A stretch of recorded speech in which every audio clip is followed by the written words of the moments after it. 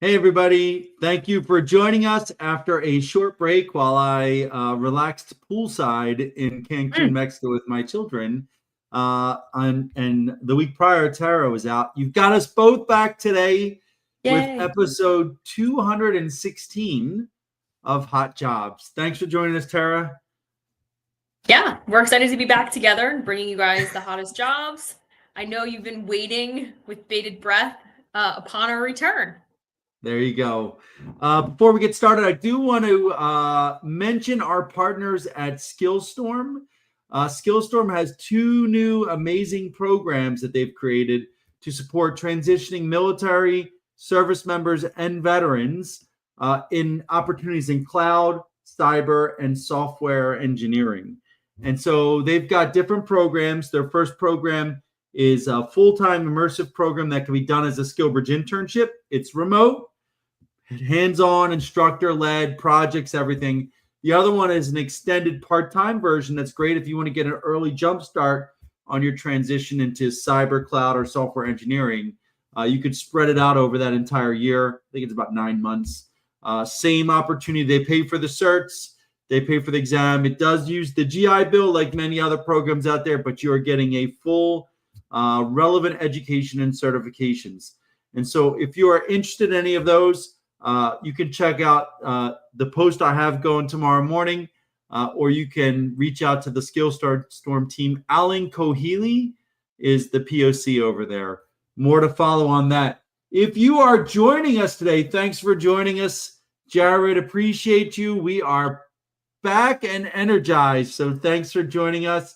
If you are joining us today and you are looking for a hot job, please let us know what job you are looking for or what jobs you are looking for and the location where you would do it. Reminder, remote is not an acceptable answer. It's got to be what job and where. Where it could be remote, but you've got to have a job, but it's got to be remote doable. So keep that in mind. Let us know in the comments. And if you're not looking for a job and you're willing to mentor someone, or if you're just calling in to listen from a location, let us know in the comments where you're calling in from or what you'd love to talk to service members about. All right, so a bit of a venting moment that I recently added. One of our partners asked me for some accountants. And so I went through our database to look at the people that applied for some of our accounting roles that require a degree in accounting. It's very clear. You need a degree in accounting or a bachelor's degree with 24 accounting credits. And I started going through the resumes, and it was just ripping out my soul because people applied that had no degree or zero accounting experience. I had truck drivers applying to be senior accountants, and it just like woosah. I just want people. I know you want to change your stars, you want to find these incredible roles, or you see the salary or whatever. I just want you to look at the job description. If there's something that says must have or requirement, and it is a specific degree, you are largely wasting your time applying for that if you don't have that degree. If you are not sure if it would be required, if you're wondering if there's flexibility, just send a note. They'll let you know if there is. If they don't, there is not. I mean, what are your thoughts on that, Tara? Yeah, so typically positions will have some hard requirements that are just not flexible. And so I would say that for someone who's looking to transition to a totally new industry or a new role, you really need to make baby steps. And so, going from, let's just say, a teaching degree to a senior accountant role with no no accountant experience is going to be really challenging. I think you're going to need to take some little micro steps in between those two goalposts. And I think what you said about, sending a note to maybe the recruiter or someone who posted the job about, is this a hard requirement or is this flexible? If it's a hard requirement, you're not going to be able to get around those for contract reasons or client reasons. We see this a lot with clearance, right? Where it says top secret clearance and someone applies without a clearance. It's a non-starter. And so really make sure that you're looking at those requirements. And I think you did a really nice post today, Mike, about being open to other opportunities. And there's definitely a time and place for that when you're transitioning into a new role, new industry. But you need to kind of read the job description and do a little bit of homework. Right. I mean, like, you don't want me applying for nurse roles. I don't. Or doctor roles, like without med school. So it's the same thing for these types of things. I will say there was one wonderful candidate that did not have an accounting degree, but they had a bachelor's degree, and they listed the 24 credit hours of accounting courses on and I was like, Perfect. Yeah. Move them forward. Like, they followed directions. They did a little extras. They took the questions out of it. And it was like, I was literally I started singing to heaven, like, oh, hallelujah. Like, they get it. I mean, if we say it's a requirement, make sure it's reflected on the resume. Otherwise, you're not the best candidate. I mean, I hate to say it that way. So here we go. So there you go. I mean, so Angel, it's on HireMilitary under DLA. Apply for one of those accounting roles and follow up to me once you've applied and say, hey, Mike, I was on your hot jobs. I applied, and I'll see if I can forward it on to the candidate. So that is a good answer. See, that's good engagement right there. That's good engagement. Right? Now, the key is, Angel, are you going to follow up? Are you going to find the accounting role under DLA on HireMilitary, apply, and then send me a note? So I think the answer is a yes. So let's move on. You talked about the job today. Every transitioning senior leader, probably 90% of us, unless you're in the IT field, you start your transition and you're a project or a program manager, operations, or HR, because you're a senior leader. You think that's it. Those are all three start. I was a senior program manager as a sergeant major, but it's the same concept: program management, operations, because I was in the G3, and then HR because I take care of people. And I just want people to realize there's thousands of other jobs out there. I never thought I was going to go into growth or business development, right? Sure. I never thought I was going to do anything marketing. I just want people to start, when you start doing your career exploration, you start thinking about the options out there. Don't just do project management, operations, or logistics. Just don't pigeonhole yourself. Build some time in to check out some other roles, or just talk to veterans in other companies so you can kind of expand that aperture, because you may hear something that makes sense. And for me, I did a project management. I hated operations. No way. I talked to someone at Amazon. They said there was only 2 chairs in their entire building, and they were both in HR. I'm like, oh, I better check out HR. And I talked to HR, and I'm like, oh, heck no way. I'll get the company sued. But when I talked to consultants about HR consulting, that really clicked for me. That opened up the world to me. And I got into that, and then there was a natural progression into the business development side at EY. So, what are your thoughts on kind of expanding that aperture, Tara? So when people, come to us and they're saying, I'm looking for a program or a project management role, I try to take that one step further and say, what does that mean to you? What does that mean? What does that mean? Does that mean that you work in a cube alone and this project is totally yours? Does this mean you're leading a team? Does this mean you're responsible for KPIs? What does this mean to you? And I think a lot of times, one, the candidate doesn't know. 2, they're just used to being in charge. And so ipso facto, I should be in charge here, which maybe isn't wrong, but let's take that a step, another step further. Because I came from a healthcare background.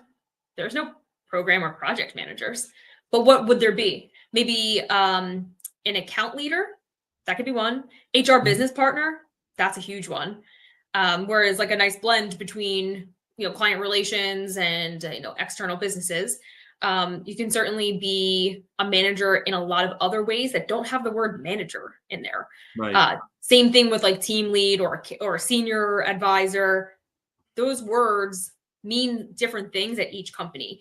And so I would encourage candidates to find out what that means for them. If that means mentoring younger professionals, leading a team, leading an initiative, a specific initiative within your wheelhouse, I think that is a better use of, a little bit more introspection is what is needed. No, I agree completely. We've got a couple other people here. We got Sam agreeing, lean into your skills and how to translate them. You don't know what you don't know, so reach out and ask. That's the biggest part of it. And then we've got Kristen.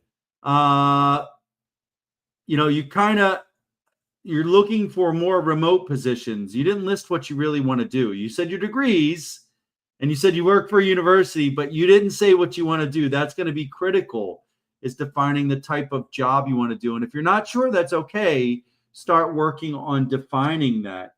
And then RN residency, is that registered nurse or entry-level jobs? I mean, yeah, you have your BSN. I mean, there's nursing jobs all over the place, Sarah. So I would just reach out to connect with people at the hospital and see what they have, or go back to your school and say, where can they place you? Am I right on that, Tara?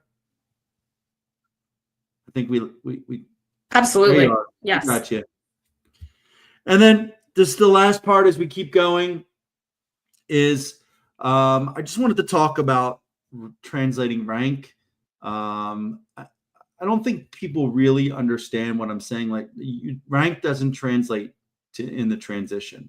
Every senior leader, like 05, 06, E89 type that gets out, thinks they're the best thing since sliced bread and needs to translate. And that's baked into us in the military. Like, this deference of rank, the fact that you can walk into any room and they see the sergeant major on my chest, and that's a badge of this guy knows what he's doing. He made sergeant major.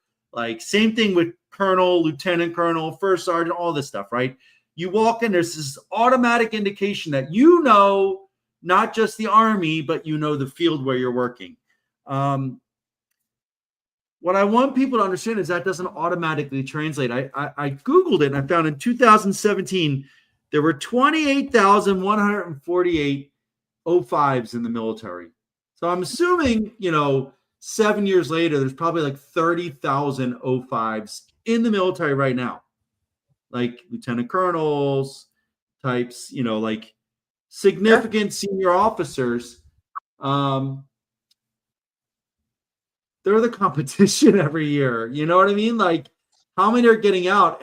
And I guarantee you, like, when you go to get out, there's at least 5 people that had your job that are now out in industry. Like, me right now, if I were to start applying for jobs, like, I could be competing against the G3 sergeant major that got out less than a year ago.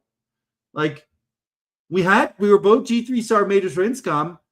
Who's got more industry experience? Like, how does it matter? So I want people to understand that you can't just rely on that rank to make the transition. You've got to do the work to identify the transferable skills. And I just talked to a general today that was focused on like strategic leader or whatever. I'm a generalist. I'm like, no, sir, you are not. You are not a generalist. You've got 30 years of experience. You've got this. You've got this. You've got this. You've got this. The key is you've got to learn to translate it. And so what I tell people is I can tell how far along your transition and career exploration you are as to the words you're using. When your profile is all soft skills, strategic leadership, people development, stuff like that, I know that you have done little to no career exploration, right? When I start looking at profiles and I see keywords that align with specific roles, I know you're ready. And there's that soft skill, like, kind of like transition to hard skills where we know that you are kind of like transition ready. Any thoughts on that before we move into the jobs? Yeah, I did a post on this yesterday about, what to put in your resume and tips for writing resumes. And one of the slides was hard skills greater than everything else, because everyone wants a critical thinker. Everyone wants an effective communicator, but I need someone who can do accounting. So can you do that? Because then I will determine if, use those hard skills to get you to an interview that demonstrates your soft skills. So lean on the things that you bring to the table that the next candidate will not. Yeah. And look, I got to break it to you. I love Gary came in with like the trigger words there, but like change agent isn't always a good thing. Like we don't want everyone to come in and change everything. Like you got to like, you know, I people say cross-functional team leader, and I ask them what that means, and they can't tell me. Right. So I, these words don't always like. We want you to come in and perform, and to do that, focus on the hard skills. Show us that you know the hard skills, that you've done the work to prepare, and that alone will make you stand out as a great candidate. So, and Jared, look at that. Updated his resume. Not only does he have a good Yes. smile on his LinkedIn profile, he takes advice. So, and then we've got Ronald saying, reading our post made us understand what he's up against in the civilian job market. Yep. I mean, look, I don't ever want to seem like I'm a downer on people, but for the last 8 years, I've seen it's been Groundhog Day every day with like 500 to 600 new transitioning service members. And a large portion of them just say, I'm this, like rank based, right? I'm senior enlisted, so I should be a VP. No, no. Like maybe a VP of like a 5 or 10 person company if you want to call yourself that. But like when you look at a VP in Leidos, you got $1 billion portfolio and thousands of people under you. Managing a P&L, capture all the like that's not experience you have right now, but it's okay. You can get to there if you go in the right level. And that's what I want people to do is take the time to do their career exploration, figure out what's important to people in the jobs that interest you, what they track, the key words, the key skills. And then once you have that from like 5 to 10 people, you can find that in your background, highlight that on a resume, highlight in a resume, and really stand out. That's the key to all of this. And there's Gary jumping in again. Yeah, I mean, Right, Gary. And some people, it's a difference between a downer and realistic. Some people take that as a negative, but the further, if you're jumping from the ladder to ladder, the further you're jumping, you're going to land down a few rungs. Right. So like if you're just crossing over to the same job you had in the same industry, defense contracting, working for the same unit, you can pretty much go like this. But if you're changing from like, first sergeant to lawyer, like you're not going to start out in charge of a law practice. You're going to go be a lawyer first, and then your leadership will come up. So I just want people to think about that. All right. Too much on the job advice. I think you have some jobs and internships, right, Tara? I do. Before I get to that, I'm going to make one quick shout out to Gerard, who has made a couple of comments. I've been working with Gerard, helping him find a role. We're definitely gonna find him a great home, but he has been one of the utmost professional candidates I've been working with. Open to a lot of opportunity. He's open to feedback. He mentioned he changed his resume throughout the process of interviewing. I cannot speak to his professionalism enough. So Gerard, if you're still on, go ahead and drop the types of roles you're interested in. We've been helping him make some industry connections. We're definitely going to find him the right role. But I just wanted to commend him for being open and really coachable. So I think that's a big part of what we are saying. Before you get into the jobs, I do want to pop up Eric. So you're looking at pivoting to cybersecurity. If you didn't jump on in the beginning, our partners at Skillstorm have a program that can help you with that training now, getting ahead of it, either full-time as your SkillBridge training or part-time if you want to spread it out over a period of several months. I would definitely look into Skillstorm. I have a post going live tomorrow morning at 8 a.m. that'll give you more details. I recommend you check it out. Oh, over to you, Tara. All right. So we're going to start with some of our SkillBridge roles. So remember, these are for transitioning service members in approaching their last 180 days of active duty service. So our first position is going to be in the Northern Virginia area as a solutions engineer. And this is going to be with our partners at Maxar. So I'm glad that we talked about the requirements because I do have a change to this role. We are looking for someone who is great at connecting to people, providing technical solutions as part of some of Maxar software to a DoD customer. So they are looking for someone who can speak to their clients knowledgeably, have ins and outs of DoD process, who can provide technical expertise as well as solutions to pain points or business challenges from the client end. On our website, this reads that you must have an active TS SCI clearance. The team is willing to entertain a lower requirement, top secret or secret. It will have to be passed, potentially through additional interviews, but we will accept applicants with a lower clearance. Okay, so you've heard it here first. But we do need the other requirements. You do have to have experience in Python or Java, have a strong technical background, and they are looking for someone with a bachelor's degree in business engineering, computer science, or a related field. Like a STEM degree, basically. Yeah. I love it. And just know that there is, 70% providing client solutions and about 30% sales. And we don't have to be afraid of selling stuff. We don't have to be afraid of that, because selling is part of providing technical expertise. Yeah. People work with people they like, they trust, and you can build that with your expertise. We don't have to be afraid of sales roles. I mean, so can I just say, a lot of that 30% sales is just working with people and listening to when they say they have a problem. Totally. And then fixing it for them. So yes, we do have somebody here saying, it looks like they just have the training, but they don't have the experience. So yeah, but something to keep in mind. I would reach out to Skillstorm, Randy. Yeah, and check them out. We're going to jump to another SkillBridge role. So our friends at customer.io, we know them, we love them. They have already 3 SkillBridge interns set to start late summer, early fall, and they are looking for additional interns in the marketing department. Again, this is not an area we need to be afraid of. I kind of think, like, have you seen this, Mike? I don't know how big of a reader you are, but I'm a big reader. I love to read. And sometimes the newest edition of a book is very hard to get from the library. And so they'll say, like, if you loved this book, I suggest this book. So this is the same thing. This is what I was thinking about your post.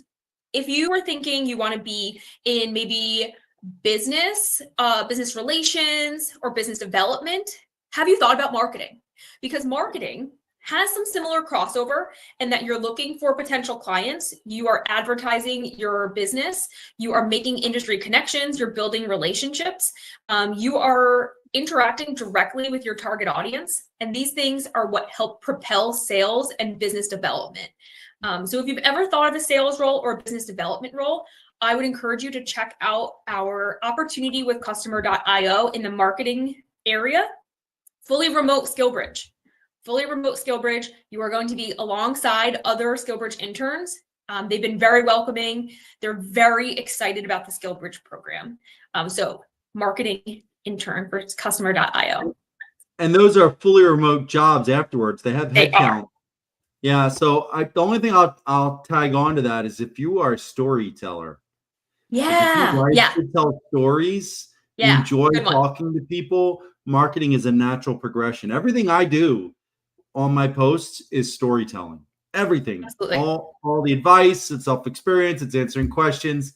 So keep that in mind. And look, Customer.io is a great company. Yes. Fully remote internships and fully remote jobs afterwards. They already have the headcount set aside. So something to keep in mind. Totally.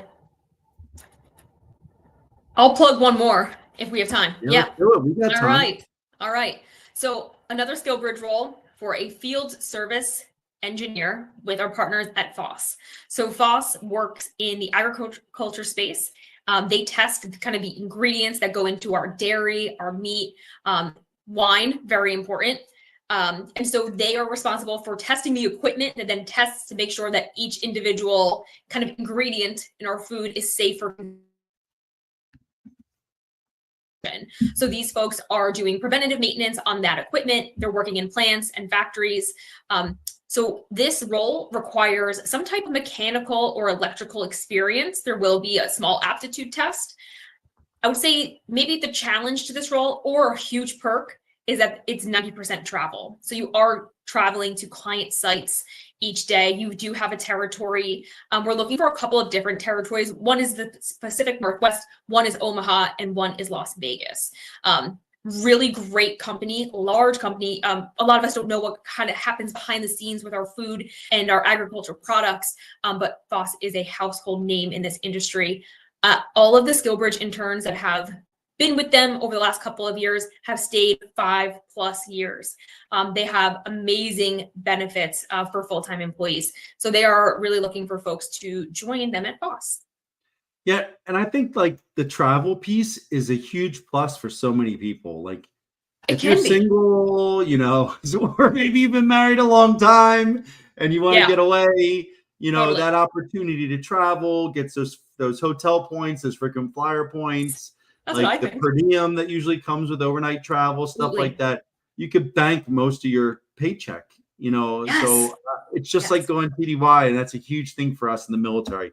No, thanks for sharing those, Tara. Those are fantastic.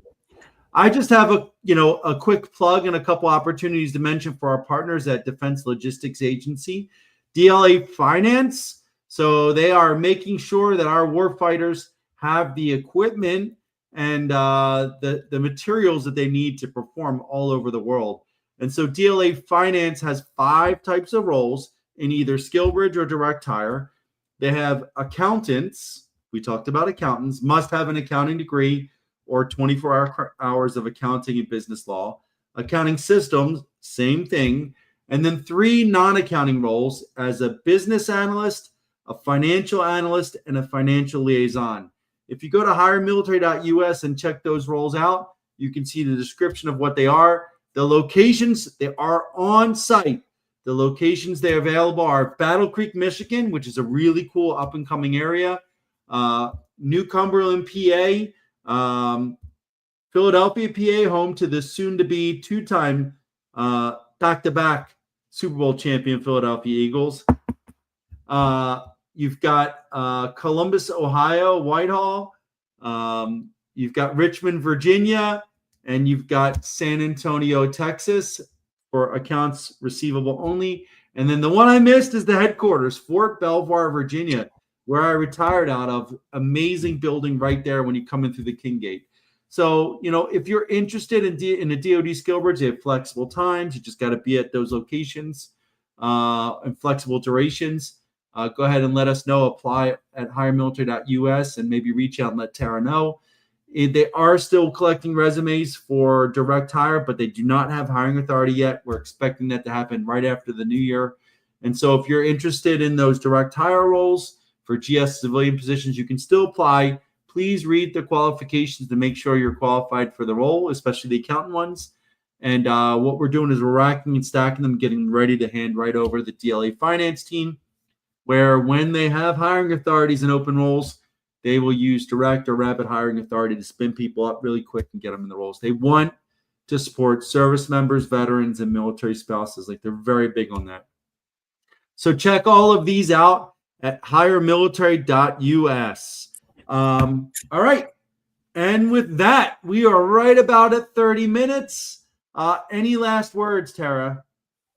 No, I think so I'll do one more plug for our jobs pool and for our SkillBridge pool. These are groups that we email when new positions become available. So awesome.